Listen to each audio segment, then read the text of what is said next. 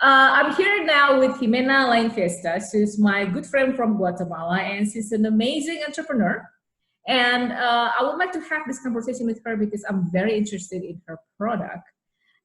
This is a pretty interesting topic to discuss, not just the product, but the story behind the product.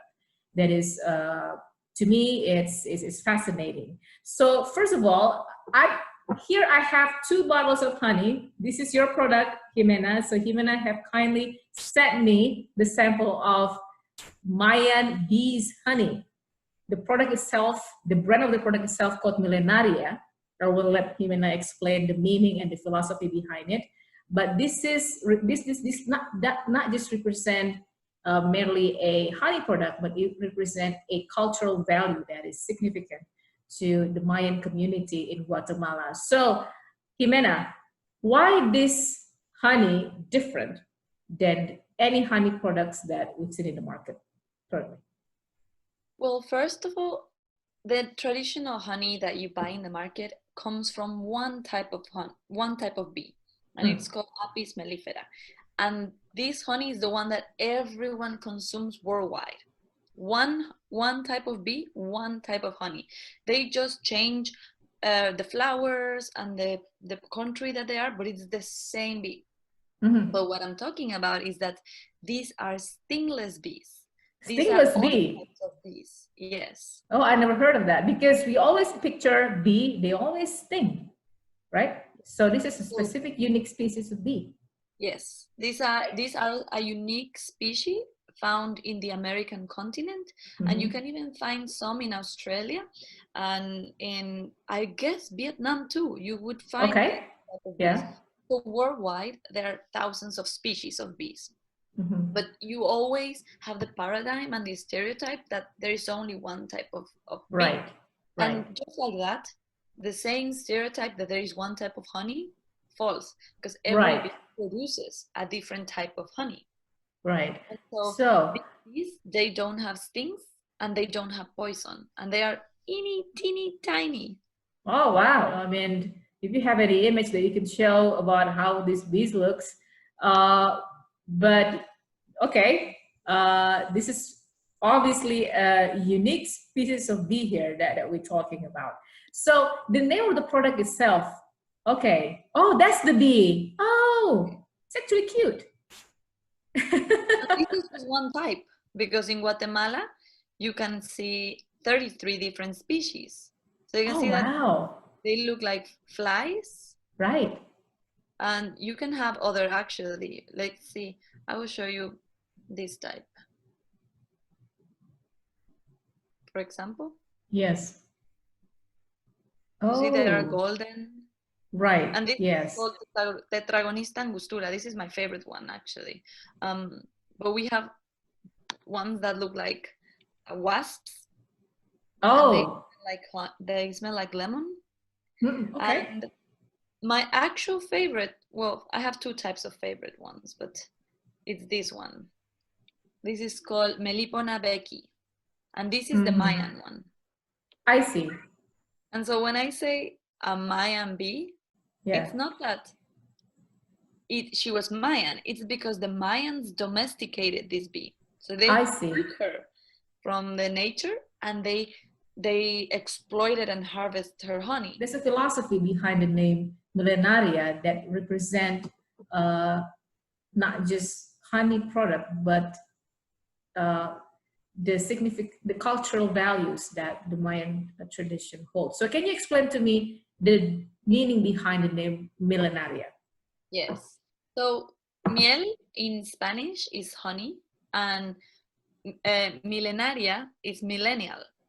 Okay. So when you put this together, it's actually millennial honey. But the brand's name is a Mayan honey from Cuauhtemalan, and Cuauhtemalan is the Mayan name of Guatemala. I see. Okay. So it's a honey that has been for millennial. So it's been since the Mayan civilization. It's been before. Wow. But until then, we found them. Wow. Because in my just general knowledge about Mayan tradition, what we usually hear, or what I usually hear about Mayan civilization, is they have a unique calendar. the Mayan calendar, right? So is there any connection between the two? Of like course. The animal and calendar? just curious. Of course, the Mayans, they believed in everything, that everything is connected with each other. They believe in cycles, actually, and their calendar is a cycle. It's 20 animals. Right, okay. Because they identify 20 energies. And so it's not like you were born on the same day, on the same year, you will have the same. It's actually, it rotates. So 20, and then the 20 start again, and then the 20 start again. So nothing is actually, they don't have a future or a past. They only have a continuous cycle that we're moving through.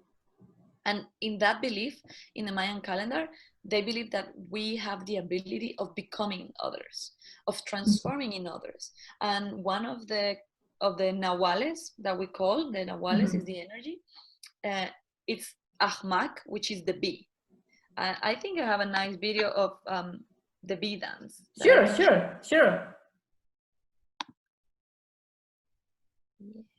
Okay. So let me see if you see it.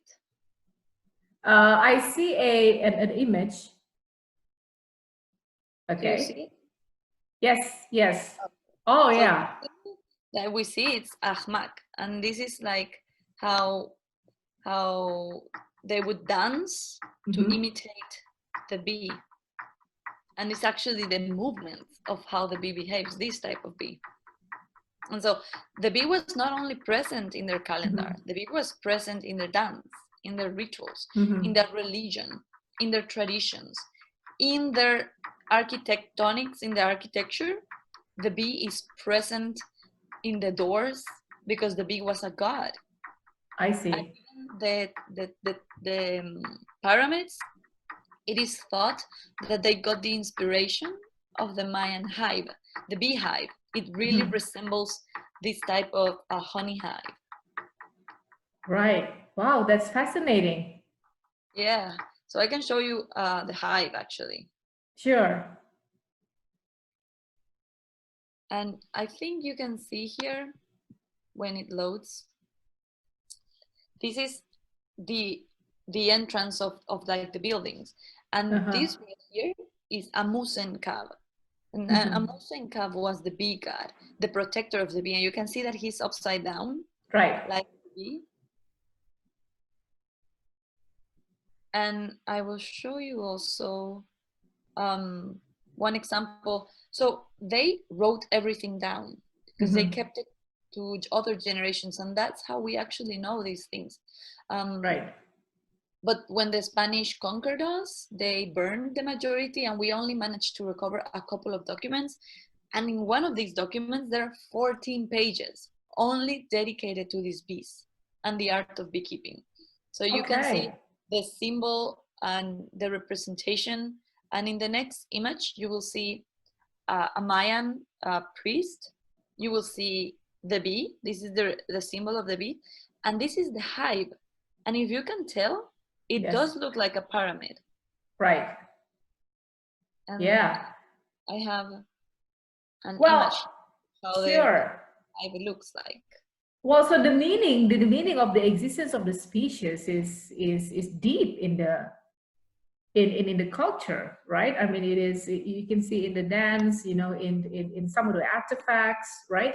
And now you are developing that. You want to develop that into a fair trade product. You want to market this, you know, I hope, all around the world. So you gave me these two samples. This is the white honey that comes from Don Paulino. Yes. This is the brown one that comes from the farm of Don Victor. Yes. In two different places in Guatemala. You can tell about this two amazing farms and two amazing places later. But can you tell me, is there any specific benefit that is unique to Mielenaria or to Mayan bees honey for health, for beauty, or anything? Well, the Mayans use this honey as medicine, actually. They didn't use it just to sweeten their mouth.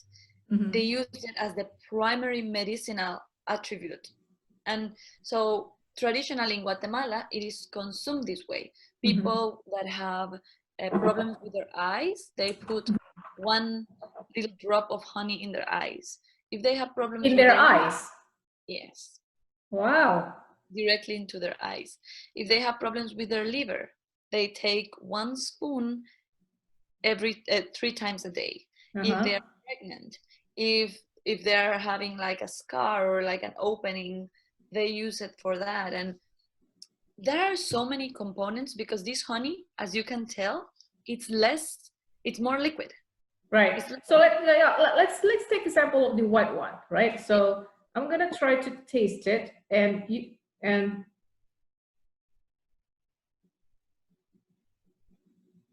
there's it's sweet, but it's fresh. It's not sugary. I mean, like, obviously it's not. It has less sugar actually. Yeah, it's not sugary, but it's fresh. So is there any like specific advice that you can give me, like what can I do with this white honey? So that's the amazing thing of starting this project, because there is so much yet to be explored, and we're actually developing recipes and understanding the product. But for example, I use this. Normally people would use honey to sweeten their pancakes, right? Or make sweet things more sweet, or drink their tea with. But this honey, just to make things sweeter. The first one that you selected, both actually, the both that you have come from the same bee produces the 2 different types of honey. And this one, it has a slight citric notes. I don't know if you can try it. Yeah. There's a freshness, like in that. Yeah. And so it gives you a twist. If you just put it directly into your pancake, and it's not the honey that you will expect because they're less sweet. Right.